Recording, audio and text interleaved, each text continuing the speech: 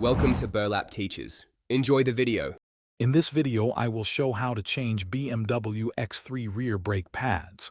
First, ensure your vehicle is on a level surface and engage the parking brake.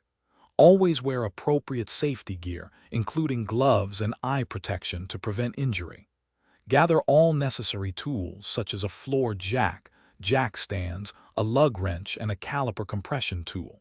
Once prepared, safely lift your BMW X3 and remove the rear wheel to access the brake assembly. Now let's remove the old brake pads.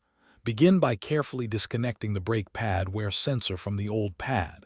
Next, use a 7mm hex bit to remove the two caliper guide bolts located at the back of the caliper. Once the bolts are out, gently slide the caliper off the rotor. Use a caliper compression tool to slowly push the piston back into the caliper, creating space for the new, thicker pads. With the old pads removed, it's time for the new ones. First, clean the caliper bracket thoroughly and apply a thin layer of brake grease to all contact points. Carefully insert the new brake pads into the caliper bracket, ensuring they sit flush.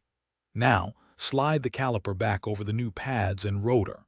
Reinstall the two caliper guide bolts, tightening them to the manufacturer's specified torque, typically around 24 foot-pounds. You're almost done. Reconnect the brake pad wear sensor to the new brake pad.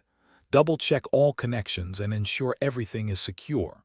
Reinstall the wheel, tightening the lug nuts to the correct torque, usually around 103 foot-pounds. Before driving, pump the brake pedal several times until it feels firm. Finally, take your BMW X3 for a cautious test drive at low speeds to ensure proper brake function. Thanks for watching. Consider subscribing if this video helped you.